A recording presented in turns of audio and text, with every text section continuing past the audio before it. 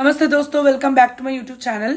Recently मैंने ये world physical geography Sudarshan sir की जो किताब है इसमें मैंने वीडियो डाली थी। किसी ने वहाँ पे कमेंट किया था कि थोड़ा सा मैं PFIS की जो फिजिकल ज्योग्राफी किताब है और ये जो किताब है इन दोनों में थोड़ा सा मैं एक डिफरेंसेस बताऊँ, ठीक है। तो ये जो किताब है इसमें मैंने थोड़ा सा पेजेस भी मैं लाई हूँ इन दोनों किताब से, ताकि मैं पढ़ के आपको बता सकूँ कि क्या क्या डिफरेंसेस है, ताकि आपको ज़्यादा अच्छे से समझ में आए। तो पहली बात गाइज, मैं कभी भी आपको नहीं बोलूँगी कि आप NCERTs को छोड़ दीजिए, ठीक है। प्लीज़ गाइज NCERTs को मत छोड़ना, हमेशा NCERT साथ में रखिए। प्रीलिम्स में डायरेक्ट क्वेश्चंस आते हैं, लाइंस उठा के आते हैं, तो please don't leave this book. तो लेकिन हाँ, दूसरी बात, थोड़ा सा मैंने पॉइंट ऑफ डिफरेंसेस के पॉइंट्स भी लिखे हैं। अगर मैं लैंग्वेज की बात करूँ तो this book is very good rather than this. इस बुक को आप लोग बेसिक, जब आप कोई भी स्टार्ट कर रहा है पढ़ना, क्योंकि ज्योग्राफी ना थोड़ा सा टेक्निकल सब्जेक्ट है, थोड़ा आपको पढ़ के नॉर्मली समझ में आने वाले सब्जेक्ट है नहीं, so you will not like this subject initially. तो आपको इजीली समझने के लिए this book is really good. Language मुझे लगता है कि PFIS से ये बुक ज़्यादा अच्छा है लैंग्वेज में। बेसिक की अगर बात करें तो मुझे लगता है कि आप इससे शुरू कर सकते हैं। NCERT के लैंग्वेजेस भी आपको समझ में आने में इश्यूज होते हैं, और सर ने अनअकैडमी में और यूट्यूब में फ्री क्लासेस भी करवाए हैं, तो उसको आप लोग रेफर कर सकते हैं बुक के साथ साथ। मैं थोड़ा सा लैंग्वेज दिखाती हूँ एग्जाम्पल। चलिए आइए यहाँ पे, थोड़ा सा यहाँ पे आ जाते हैं। देखिए, फैक्टर्स अफेक्टिंग टेम्परेचर डिस्ट्रीब्यूशन, ठीक है। ये तो NCERT में भी ये हेडिंग सेम टू सेम है।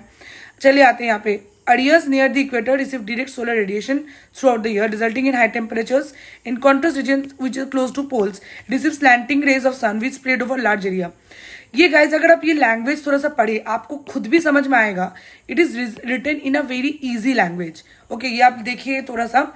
The atmosphere is indirectly heated by the terrestrial radiation from below.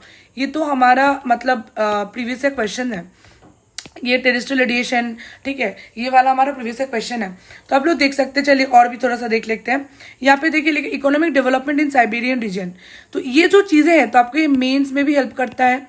तो आप देख सकते हैं कि मेंस के कंटेंट भी आपको इस किताब में मिल जाते हैं, तो ये बहुत हेल्पफुल हो जाती है आपको पढ़ने के लिए, और बहुत ही ईजी लैंग्वेज में, ताकि आपको समझने में इशू ना हो और आप इसको अपने लैंग्वेज में इसको मोल्ड भी कर सके। देखिए यहाँ पे हम लोग थोड़ा सा देखते हैं। Agriculture is limited due to short growing seasons and cold winters. Crops of wheat, barley, rye are grown in warmer months. Okay, extensive forest. So आप लोग देख सकते हैं, मैंने यहाँ पे आपको बताया कि कितना easy language में, और ऐसे कलरफुल मैप्स देखिए कितने अच्छे से, बहुत ही अच्छे से कलरफुल मैप्स है। यहाँ पे देखिए क्लोरोफ्लोरोकार्बन, ये सारी चीज़ें, ओशन एसिडिफिकेशन, बहुत सारे NCERT से भी, NCERT में जो भी है उससे एक्स्ट्रा चीज़ें भी इसमें दिए हुए। तो मुझे लगता है NCERT को आप तो पढ़ेंगे ही, लेकिन अगर आपको समझ में नहीं आ रहा है तो this book is really a very good source. This book is really a very good source. Initially आप इस बुक से स्टार्टिंग कर सकते हो पढ़ना, उसके बाद हम NCERT को पढ़ सकते हो, तो ताकि आपको समझ में आए, और ये आपके मेंस में भी हेल्प करता है, और PYQs भी आपको मिल जाते हैं। चलिए अब PFIS के चीज़ों में देखते हैं। PFIS का प्लस पॉइंट सबसे ये मुझे लगता है कि ये मेंस ओरिएंटेड बहुत है। इसके लैंग्वेज मुझे लगता है कि थोड़ा सा इस किताब से टफ है, मतलब जो सुदर्शन सर वाली जो किताब है उससे थोड़ा सा टफ मुझे लगता है।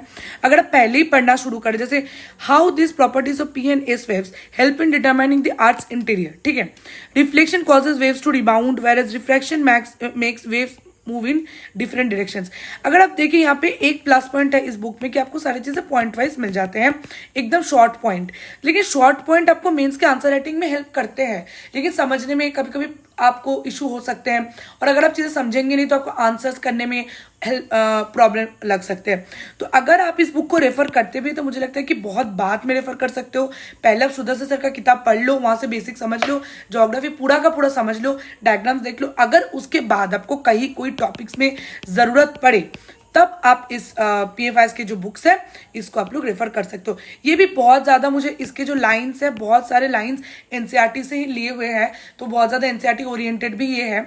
तो मैं ये नहीं बोलूँगी कि this book is not good book, this is a really good book, लेकिन मुझे लगता है कि अगर आप समझने में थोड़ा सा फोकस करें तो this book is the best book मैं बोलूँगी। और ये बुक भी बहुत बेस्ट है, लेकिन इसको आप लोग थोड़ा सा सेकेंडरी थर्ड फेज में यूज़ कर सकते हो। तो guys this is my review between this two books. आपको क्या लगता है आप बोल सकते हो। प्रीलिम्स के लिए मुझे लगता है कि PFIS को आप लोग छोड़ भी सकते हो, उतना इंपॉर्टेंट नहीं है। प्रीलिम्स के लिए आप लोग NCERT और सुदर्शन सर का किताब पढ़ सकते हो, लेकिन अगर आपको मेंस में ज़रूरत हो तो यहाँ से आप लोग थोड़ा सा आंसर राइटिंग के टाइम हेल्प ले सकते हो। थैंक यू गाइज, इतना ही था। अगर आपको मेरी वीडियोस अच्छी लगती हैं तो आप लोग प्लीज़ चैनल को लाइक शेयर सब्सक्राइब करना मत भूलिएगा। Thank you guys.